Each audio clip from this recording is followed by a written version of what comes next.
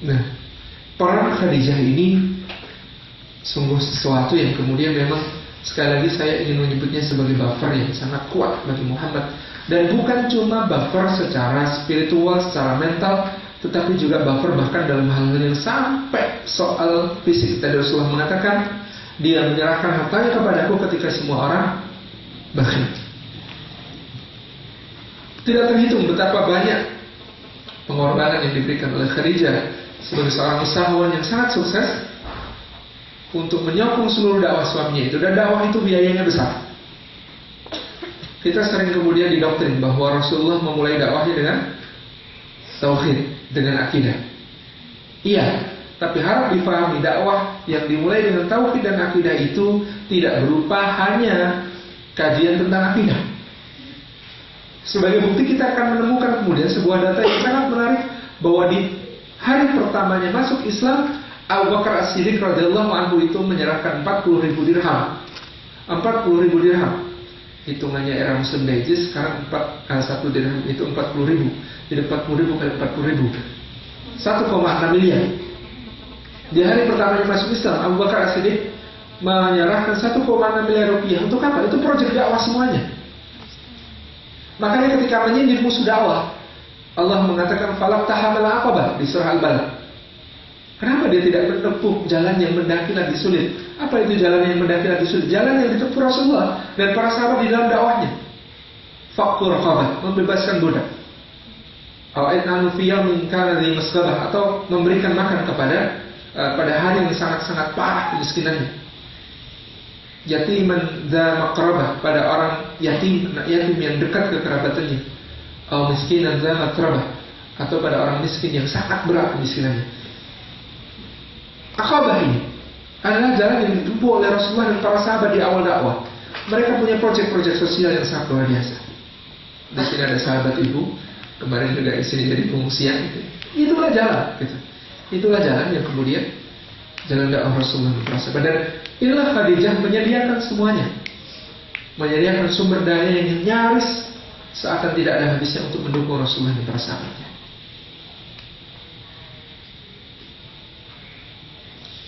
Itu artinya, kata Dr. Mahmud Masjid Al-Istanbuli, bahwa Khadijah adalah seorang yang sangat memahami benar perannya sebagai seorang istri dari seorang pembawa risalah akhir zaman.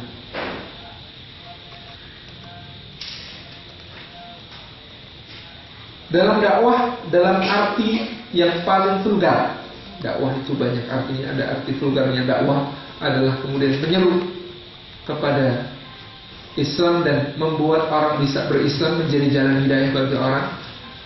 Bahwa Khadijah misalnya adalah jalan keislaman bagi Zaid bin Harithah, mantan budak dan putra angkat Rasulullah SAW, juga keempat putrinya, Zainab, Ruqayyah, Ummu Kulthum, Fatimah. Ruqayyah dan Ummu Kulthum gara-gara itu bahkan sampai diputus pertunangannya, perkawinannya. Jadi memang adat Arab saya lihat diantaranya adalah menikah dahulu berumah tangga kemudian. Mereka sudah menikah, karena kalau disebut itu membatalkan pernikahan. Kata-katanya membatalkan pernikahan. Ruqayyah dan Ummu Kulthum dibatalkan pernikahannya dengan Utbah dan Utaibah bin Abu Lahab. Putra Abu Lahab, dua-duanya ini kakak beradik, dinikahkan dengan Ruqayyah dan Ummu Kulthum, sudah menikah, tapi mereka belum rumah tangga. Lalu kemudian pernikahannya dibatalkan. Dalam tradisi Arab itu adalah penimpaan aib yang sangat besar. Itu penghinaan yang sangat agung.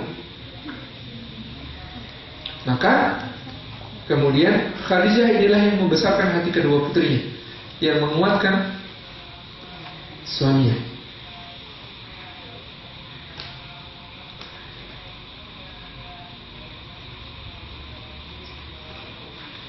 Beliau menyebut juga Khadijah adalah motivator bagi Rasulullah dalam setiap tribulasi dakwah. Seperti kata-kata tadi, begitu menyejukkan.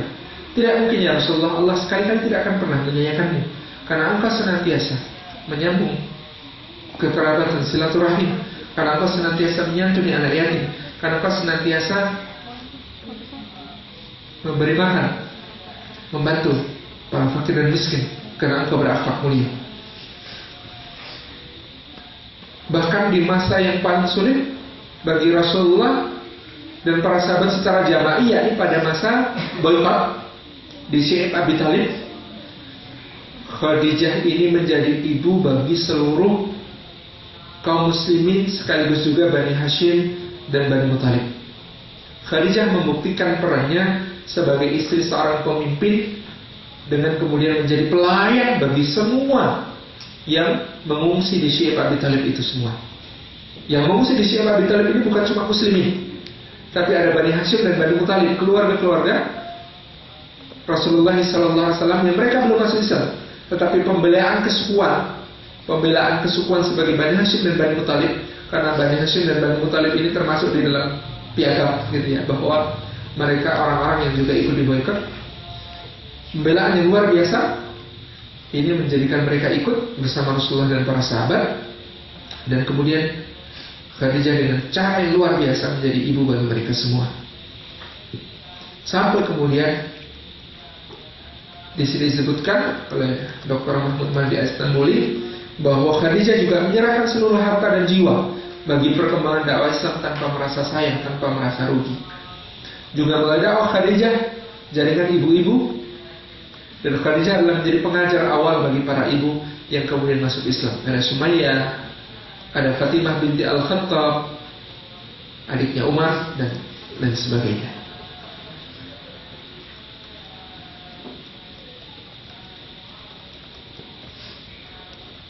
Tidak cukup kata-kata untuk menggambarkan Khadijah, wanita yang luar biasa. Dan ketika Khadijah wafat, maka kemudian kita tahu untuk menegakkan kembali hati Rasulullah SAW, Allah sampai mendesain satu perjalanan yang sangat bermakna bagi Rasulullah dan mengisi ulang ruhiyah beliau. Karena kehilangan Khadijah itu adalah satu kehilangan yang sangat besar bagi beliau. Apalagi bersamaan tahunnya wafatnya juga Abu Thalib yang selama ini memberikan pembelaan yang ya istilahnya outstanding, sangat luar biasa terhadap dakwah, bahkan pun meskipun dia tidak beriman sampai akhir hayatnya. Yang kedua, kita membahas sosok Ummu Shuraih Al-Qurasyiyah. Nama asli beliau adalah Ghaziyah binti Jabir bin Hakim dari Bani Amir bin Lu'ay.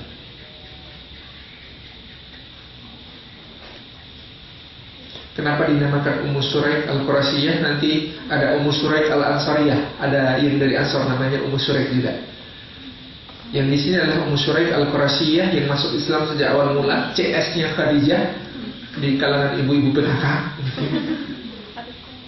Bahkan setelah masuk Islam, dia mulai melakukan dakwah secara sembunyi-sembunyi, mengajak para wanita Quraisy untuk masuk Islam tanpa kenal lelah, sampai akhirnya dia diketahui oleh penduduk Makkah bahwa dia menyebarkan Islam. Maka dia pun diserahkan pada kaumnya dan kemudian disiksa. Dengan keteguhan iman dan keistiqomahannya dalam dakwah, ini kisah yang kita kenal, Allah Subhanahu wa ta'ala menganugerahkan kepadanya karunia berupa minuman dari langit dalam sebuah timba yang talinya menggantung antara langit dan bumi sebanyak 3 kali, dan itu disaksikan oleh orang-orang Quraisy sebagai sebuah kemuliaan baginya. Dan kemudian kaumnya ini, Bani Amir bin Lu'ay, adalah salah satu kabilah yang nantinya setelah kejadian itu Ummu Shuraih mendapatkan timba dari langit itu, maka menjadi satu kaum yang jumlah kaum musliminnya terbanyak menjelang hijrah ke Habasyah, dan jumlah kaum musliminnya juga yang hijrah ke Habasyah adalah yang terbanyak.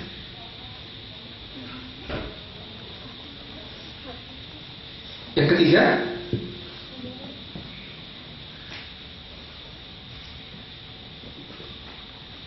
Rumaisah binti Milhan. Rumaisah binti Milhan adalah kakak dari Ghumaidah binti Milhan alias Ummu Sulaim. Suami pertamanya adalah Malik bin An-Nadar yang nanti syahid di dalam perang Uhud. Kemudian setelah itu dia dinikahi oleh sahabat Muhajirin Talhah bin Ubaidillah. Beliau Rumaisa termasuk golongan pertama yang masuk Islam dari kalangan Ansar, orang Madinah. Sudah masuk Islam maka dia mulai menyibukkan diri dengan berdakwah di kalangan wanita Ansar, sehingga banyak di antara wanita Ansar yang masuk Islam.